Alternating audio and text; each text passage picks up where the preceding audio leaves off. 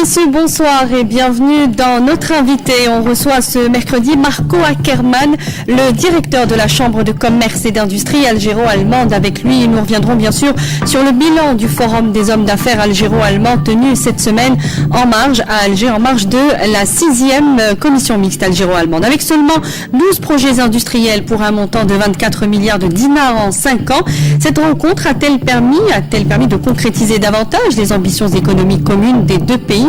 Peut-on faire plus? Oui, très certainement, puisque les échanges commerciaux entre Alger et Berlin restent insuffisants selon de nombreux experts pour des partenaires économiques dits traditionnels, notamment dans le secteur industriel. Bonsoir, monsieur Marco Ackermann. Je rappelle que vous êtes le directeur de la Chambre de commerce et d'industrie algéro-allemande. Merci d'avoir accepté notre invitation. Avec plaisir, bonsoir. Alors, évidemment, on va revenir, donc je le disais, sur le bilan de ce forum d'affaires algéro-allemand avec la présence d'une cinquantaine d'hommes d'affaires allemands et une centaine d'opérateurs algériens. Quel est votre bilan déjà personnel de cette rencontre ? Personnellement, je trouve que ça s'est bien déroulé. Il y avait des rencontres et des discussions fructueuses entre les deux partenaires. Et il y avait un intérêt assez fort en Allemagne d'y participer. Et surtout, même s'il n'y avait pas vraiment de contrats, beaucoup de contrats qui étaient signés, il y a pas mal de projets qui sont en cours d'élaboration et qui pourraient être élaborés après les entretiens et les rencontres qui ont lieu lors de ce forum, ou même avant, après. Vous savez, les hommes d'affaires, ils ne restent pas seulement 1-2 jours, il y en a beaucoup qui sont encore là ou qui étaient déjà là avant. Et tout ça, ça se passe pas seulement au niveau du forum, c'est tout un réseau qui est utilisé par les hommes d'affaires. On ne reste pas seulement sur Alger. L'Algérie, c'est un pays très grand, très vaste. Donc, je peux vous assurer, il y aura des résultats concrets, mais peut-être pas tout de suite, dans quelques semaines ou quelques mois. Alors, effectivement, il n'y a pas eu beaucoup de contrats signés à la fin de ce forum. C'est ce à quoi s'attendait tout le monde ici en Algérie. On s'attendait à des contrats. Donc, la concrétisation de ce partenariat dit productif entre les deux pays, pour quelles raisons il n'y a pas eu ces contrats? Je pense les bons contrats ou les bons partenariats, ça prend du temps. Il faut bien savoir, l'Allemagne est un partenaire très fiable de l'Algérie. On a commencé même avant l'indépendance. Siemens, par exemple, s'est installé. C'était la première entreprise étrangère ici en Algérie.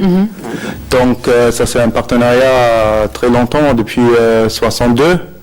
Ils sont toujours là, ils investissent, ils ont des partenariats avec des universités, par exemple, ici. Récemment, on a eu, même avant cette économie... Pour la formation d'ingénieurs, vous vouliez dire? Par exemple, oui. Ils ont d'autres partenariats créés avec des institutions pour former les gens, pour développer même la recherche. Et tout ça, donc ça c'est juste un exemple, mais il y en a beaucoup d'autres qui sont en cours. Il y avait le projet de Volkswagen qui a abouti à la signature du contrat l'année passée, mais même ce projet-là, ça se fait pas dans quelques semaines, ça prend des mois, on peut dire, ou presque des années, jusqu'au moment que ça se concrétise. Donc ça, on peut pas toujours... Est-ce que vous voulez dire que les Allemands prennent leur temps avant de concrétiser, plus que peut-être d'autres pays qui se lancent plus facilement dans des contrats économiques avec un pays comme l'Algérie? Je dirais en général, les Allemands sont très intéressés par le marché étranger. Déjà, on était le plus grand exportateur jusqu'à peu de temps, quand la Chine nous a dépassés. Mais les entreprises allemandes, il y a beaucoup de PME qui sont un peu hésitants et qui veulent bien examiner leurs partenaires, le pays où ils veulent s'engager, investir, voilà. Donc ça prend peut-être un peu plus de temps que d'autres pays et que d'autres entreprises, mais ça c'était toujours comme ça, et je pense que c'est peut-être un peu la mentalité. C'est une question de mentalité. Je pense que oui, jusqu'à un certain niveau, oui, parce que c'est pas nouveau, c'est pas ici en Algérie, c'est partout les entreprises allemandes en général, ils sont pas les premiers qui investissent. On aime bien connaître notre partenaire, les conditions et bien étudier les défis également et les chances bien sûr. Après on se décide. Mais si une fois qu'on se lance, on est un partenaire très fiable et durable surtout. Oui. Et on cherche des partenaires vraiment en général durables. On ne s'engage pas juste comme ça, mais une fois... Alors, est-ce que ça pourrait expliquer, on avance un petit peu dans le débat, est-ce que ça pourrait expliquer peut-être l'hésitation de ces PME parce que vous avez d'ailleurs déclaré dans une interview que les PME allemandes avaient du mal à rencontrer des PME aussi fortes financièrement en Algérie. Ce qui, c'est une déclaration qui a été contredite d'ailleurs par le ministre algérien de l'Industrie et des Mines et qui parle de la bonne santé des PME algériennes. Je dirais pas qu'ils sont pas en bonne santé, mais l'économie, les deux économies ne sont pas pareilles, pas du tout. En Allemagne, la plupart des entreprises, ce sont des PME. Et ici, il y en a combien privées surtout, il faut le dire. Il y en a combien à peu près? On parle d'un réseau de 4500 PME. Oui. De composition familiale? Souvent, pas toujours, mais souvent familiale également, et qui sont le cœur de notre économie. Qui font l'économie allemande. Surtout, oui. Ce ne sont pas les grandes entreprises comme j'ai déjà dit Siemens ou Henkel, Volkswagen. Bien sûr, ils sont importants, mais eux-mêmes, ils sont dépendants des PME. Si on prend l'exemple de la sous-traitance, par exemple, ce sont les PME qui font la plupart du marché d'automobile également en Allemagne. Donc pour les partenariats avec les PME algériennes, les PME algériens, il y en a vraiment des bonnes entreprises qui sont là, mais en ce qui concerne les dimensions, il n'y en a pas autant qu'en Allemagne. Donc c'est plus difficile de trouver un partenaire déjà qui convient aux entreprises allemandes en général, qui ont une certaine, qui démontrent une certaine taille ou une certaine expérience. Certains critères, donc, voilà, pour se lancer économiquement. Alors, que peut-on dire de ce mémorandum d'entente entre la société Henkel, installée depuis de nombreuses années en Algérie?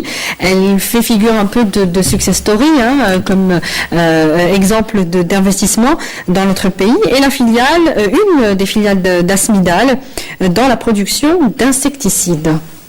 Moi, je trouve que c'est une très bonne idée de Henkel de diversifier un peu leurs activités ici. D'ailleurs, ils m'ont déjà dit, ils ont d'autres projets qui sont en train d'être étudiés, c'est pas que ça.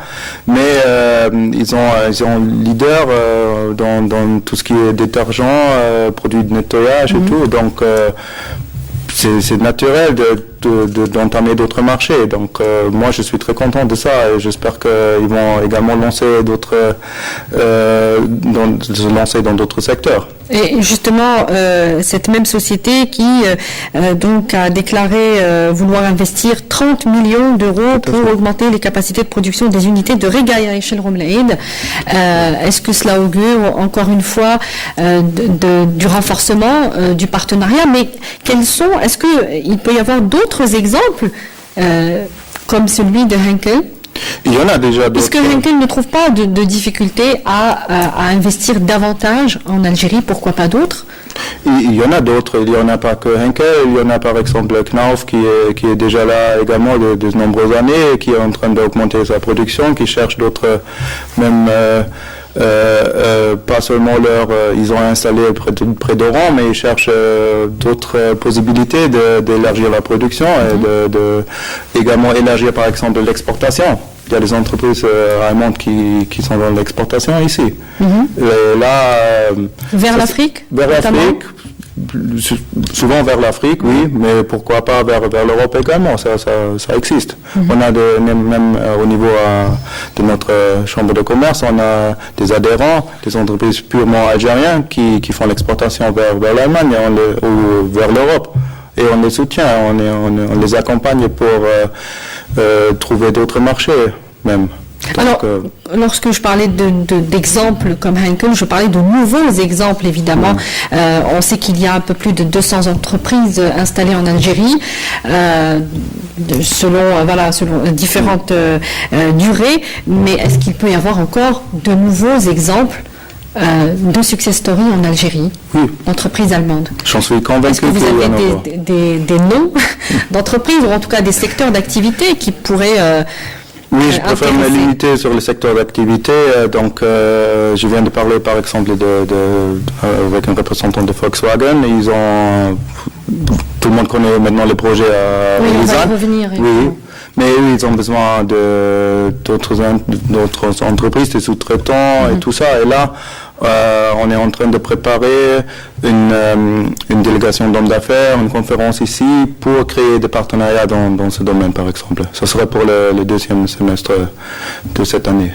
Donc ça, c'est un exemple concret et je suis convaincu qu'on va identifier des entreprises allemandes qui sont intéressées. Nous sommes en train de lancer ça parce qu'il faut se déplacer. On va aller en Allemagne pour montrer les possibilités ici en Algérie. Oui. Ça, c'est ce qui est évident et nécessaire pour attirer les investisseurs et pour créer des partenariats. Vous avez parlé du manque de publicité du marché algérien en Allemagne. Les Allemands ne connaissent pas le marché algérien. Oui, malheureusement, c'est le cas jusqu'à maintenant. L'Algérie n'est pas trop visible en Allemagne de toute façon, ou dans d'autres pays. Peut-être c'est autre chose en France parce qu'il y a des relations vraiment spéciales entre les deux pays. Mais en Allemagne, l'Algérie n'est pas trop visible. Et pour attirer les entreprises, et il faut montrer... Il faut de la publicité. Oui, la publicité. Alors c'est ce qui explique peut-être ce maigre bilan de 12 projets industriels pour un montant de 24 milliards de dinars en 5 ans. C'est très peu. Là encore, on revient à l'hésitation dont vous parliez des entreprises allemandes. Et pourtant, les décideurs allemands ne tarissent pas d'éloges, ou en tout cas ne cessent de dire à quel point l'Algérie est un partenaire stratégique et traditionnel, du moins dans le secteur industriel, par exemple, pour Berlin. Tout à fait. Est-ce que cela ne trouve pas écho dans votre pays? Si, mais c'est pas tout le monde qui reçoit cet écho. C'est pour ça qu'on doit vraiment aller sur place et montrer les possibilités, le potentiel. Et ça prend du temps parce qu'il faut bien savoir, les entreprises aujourd'hui, il y a la mondialisation, les entreprises, ils reçoivent des offres ou des possibilités d'investir de partout autour du monde. Donc ils font la comparaison du marché, des défis, des conditions, critères, partenaires. Donc c'est vraiment une compétition. Alors, les échanges commerciaux ont connu une augmentation importante, mais elles étaient faibles. Donc, est-ce qu'on peut dire que cette augmentation de près de 40% en 2016 reste aujourd'hui suffisante, ou en tout cas satisfaisante pour les deux pays? Non, moi je ne suis pas satisfait de ce chiffre. Mais c'est déjà un bon chiffre. Quels sont les secteurs, par exemple, qui en ont bénéficié déjà? Le secteur reste plus ou moins le même, c'est surtout les équipements, les machines.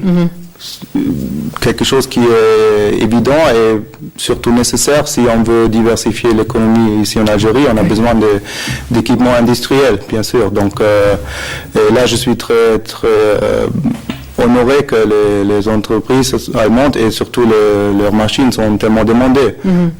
C'est vraiment un bon signe de notre qualité, fiabilité, durabilité et même du produit allemand. Du produit allemand et même à notre niveau, parfois il y a des entreprises algériennes qui viennent vers nous, qui ont des machines qui roulent depuis une cinquantaine d'années et qui demandent encore des pièces détachées. C'est incroyable. C'est inespéré. Ouais. Alors, de l'autre côté, vous dites que les exportations restent timides. Le grand problème qui se pose est lié à la certification des produits algériens. Oui. Pour rentrer dans l'export, déjà, se préparer pour l'export, c'est pas quelque chose qui se fait d'ici au lendemain. Ça demande vraiment une bonne préparation à différents niveaux. Mais surtout au niveau de la certification, il faut répondre aux exigences des pays qui vont importer. Et maintenant, depuis quelques années, il y a surtout en Europe, il y a des certifications qui sont exigées par les clients, par la législation. Et il faut y répondre, sinon on n'a pas de chance d'acquérir un marché. Alors, encore une fois, vous parlez donc des conditions d'investissement en Algérie et vous dites sur cela que c'est la règle 49-51 qui, selon vous, constitue un frein, donc notamment pour les PME et certaines grandes entreprises allemandes. Alors, d'abord, votre commentaire de nouveau là-dessus. Oui, il y a des entreprises qui travaillent avec ces conditions, mais moi je suis convaincu qu'il y en a beaucoup plus, et je le sais parce que je parle avec des entreprises, je suis en contact direct régulièrement, qui me disent oui, le marché algérien c'est intéressant pour moi, mais pour l'instant je préfère d'attendre d'investir ailleurs, parce que moi j'aimerais bien investir selon mes conditions, surtout ce qui concerne le taux de partenariat, de l'investissement. Non, mais vous, est-ce que vous êtes convaincu que c'est un frein? Oui, oui, parce que l'Algérie elle est en compétition, comme j'ai déjà dit, avec d'autres pays par exemple, où ça n'existe pas.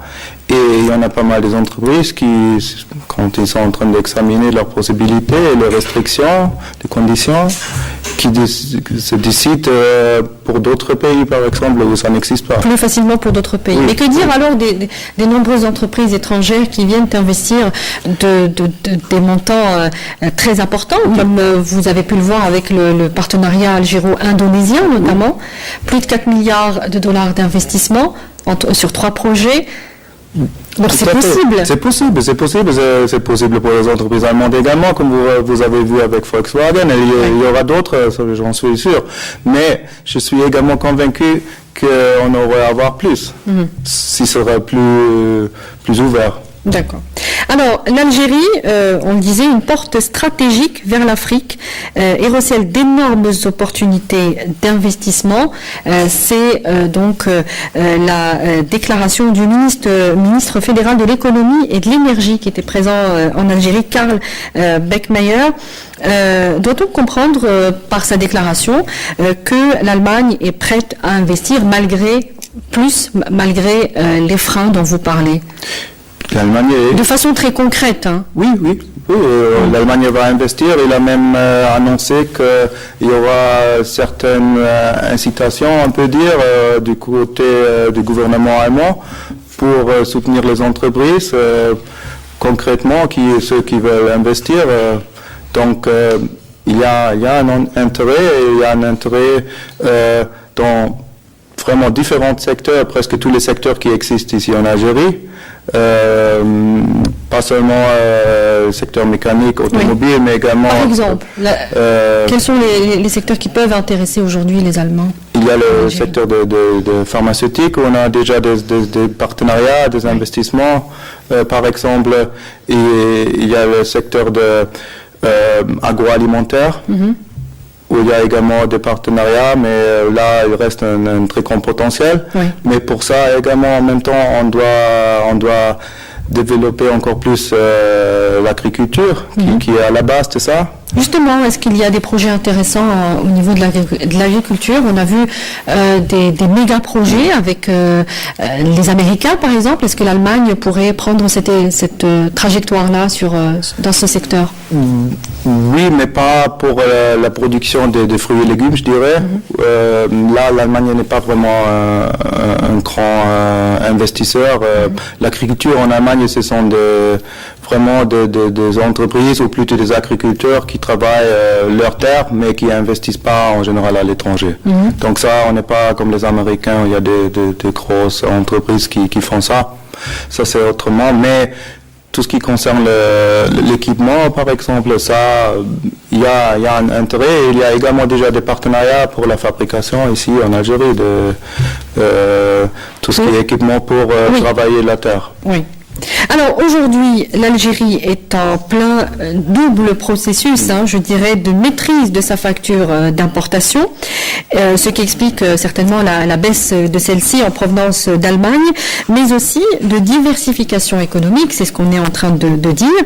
Est-ce que cette nouvelle donne va changer la vision, si elle existe déjà auprès des opérateurs économiques allemands de l'Algérie? C'est-à-dire que les opérateurs économiques ne vont plus y voir un marché de consommation, mais un marché d'investissement. Tout à fait. C'est pas que un marché de clients qui vont acheter les machines, les équipements. Oui. Non. Les entreprises sont vraiment en train d'étudier les possibilités et surtout, comme notre vice-ministre a dit, et beaucoup d'autres gens, l'Algérie a toutes les possibilités d'être, pour les entreprises allemandes ou étrangères en général, une porte vers l'Afrique. C'est ce qui intéresse le plus l'Allemagne. Pas le plus, mais ça c'est un aspect très important. Alors le projet Volkswagen, l'usine Volkswagen et Sovac d'Algérie, pour un montant donc de 170 millions d'euros, est certainement le point d'orgue de ce partenariat économique algéro-allemand. Quelle est son importance pour l'Allemagne notamment? On le sait, pour l'Algérie, le nombre de postes d'emploi direct qu'il va générer, ou encore les unités produites. On parle peut-être de la faiblesse du nombre de véhicules produits par an, 12 000 pour commencer? C'était, je pense pour l'année prochaine, c'était 30 000 déjà. Oui, bon, pour 12 000 2017, 30 000 2018. Oui.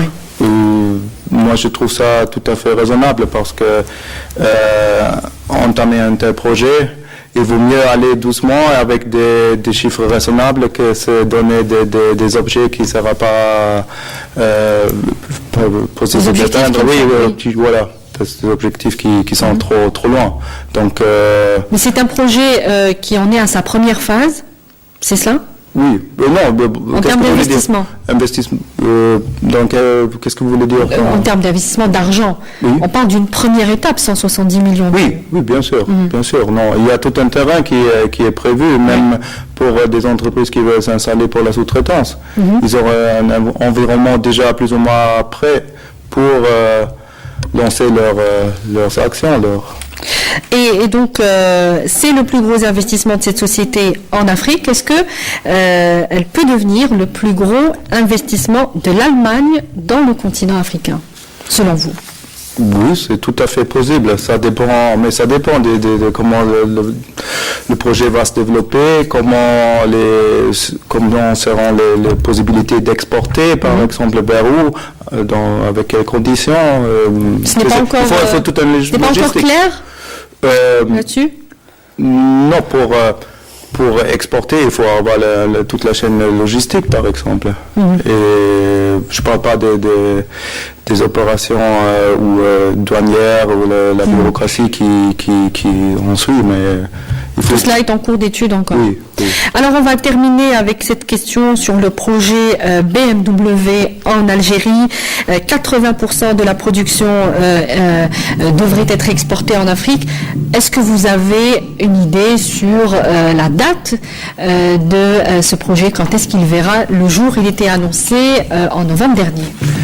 C'est prévu pour cette année. Je sais que les négociations sont vraiment avancent bien, mais il faut se patienter encore un peu plus. C'est-à-dire? Peut-être quelques jours ou quelques semaines. Je ne peux pas dire exactement quand ils vont annoncer les détails de ce projet, mais j'ai parlé avec le responsable hier soir et il m'a dit qu'il est content, ça avance bien. Donc ce sera pour cette année? C'est prévu pour cette année, oui. Très bien. Marco Ackermann, je rappelle que vous êtes le directeur de la Chambre de commerce et d'industrie algéro-allemande. Merci d'avoir répondu à nos questions ce soir. Merci pour votre invitation. Merci à vous également de nous avoir suivis. Je vous rappelle que l'émission sera en replay sur le site de l'ENTV, les www.entv.dz. On se retrouve dès mercredi prochain pour un nouveau rendez-vous de notre invité. Bonsoir.